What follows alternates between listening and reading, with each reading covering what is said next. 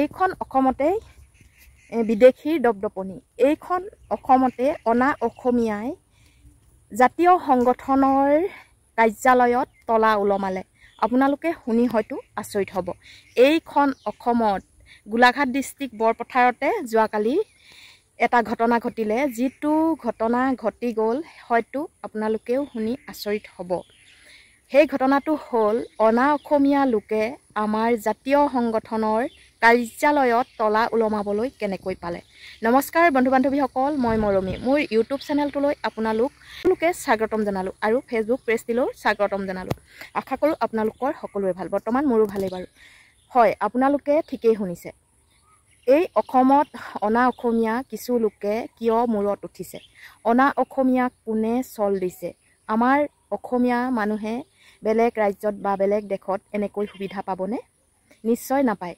অনা অসমীয়াৰ দপদপনিত যোৱাকালি আমাৰ বৰপথাৰতেই এটা জাতীয় সংগঠনৰ কাৰ্যালয় তেওঁলোকে খুলিবলৈ লৈছে আৰু তাত অনা অসমীয়া লোকে তলা ওলমালে।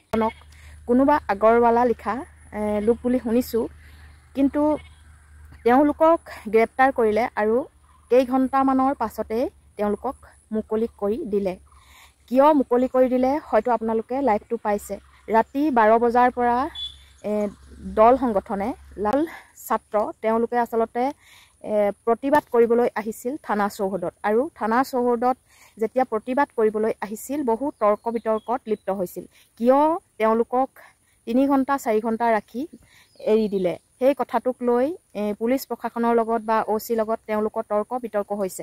কিন্তু OC-জনে নিৰ্দিষ্ট সময়ত কৈছে যে তেওঁলোকে এখন এজাহাৰ দাখিল কৰিলে আৰু এজাহাৰৰ ভিত্তিত তেওঁলোকে আইন প্ৰশাসনৰ যিটো নিয়ম, যেনেকৈ নিয়ম, সেই নিয়ম মতে তেওঁলোকে বিহিত ব্যৱস্থা ল'ব। সেই গতিকে তেওঁলোকক মুকলি কৰি দিলোঁ বুলি কৈছে আৰু তাৰ পাছত তেওঁলোকক চৌহদত সোমাবলৈ নিদি গেটখন বন্ধ কৰি দিয়া দেখিবলৈ পোৱা গ'ল। আচলতে এই লাইভটো সকলোতে ভাইৰেল হৈ পৰিছে, আপোনালোকে নিশ্চয় দেখিবলৈ পাইছে চাগৈ, আৰু সেই লাইভটো মোৰ ভিডিঅ'টোত মই দিব নোৱাৰিম, গতিকে সেইকাৰণে মই ইয়াত দিয়া নাই।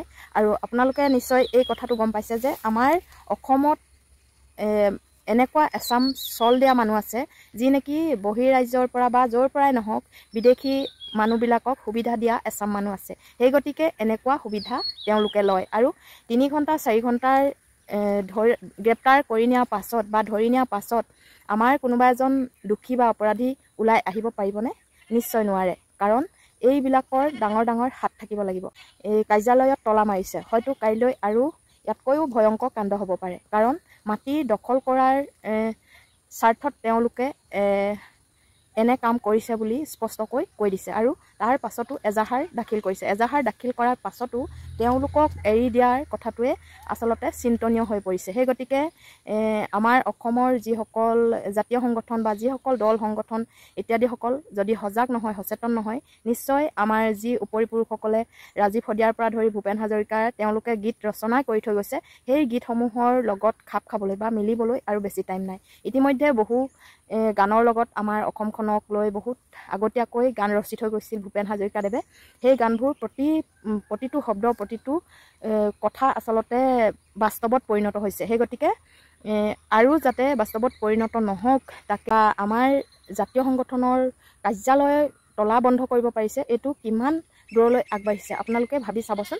সেইকাৰণে মই এই ভিডিঅ'টো আপোনালোকৰ আগলৈ মোৰ মনৰ কথা কেইটামান আগবঢ়ালোঁ। আৰু যদি ভাল লাগে লাইক, কমেণ্ট আৰু শ্বেয়াৰ কৰিবলৈ নাপাহৰিব। আৰু যিসকলে মোৰ ভিডিঅ'সমূহ চাই ভাল পায় বা মোৰ চেনেলটো ছাবস্ক্ৰাইব কৰা নাই, মোৰ ফেচবুক পেজটো ফ'ল' কৰা নাই, ফ'ল' কৰি দিব। আৰু যিসকলে ইউটিউবত চাইছে তেওঁলোকে ইউটিউব চেনেলটো ছাবস্ক্ৰাইব কৰি কাষতে থকা বেল আইকনটো ক্লিক কৰি অল কৰি দিবলৈ নাপাহৰিব। ধন্যবাদ।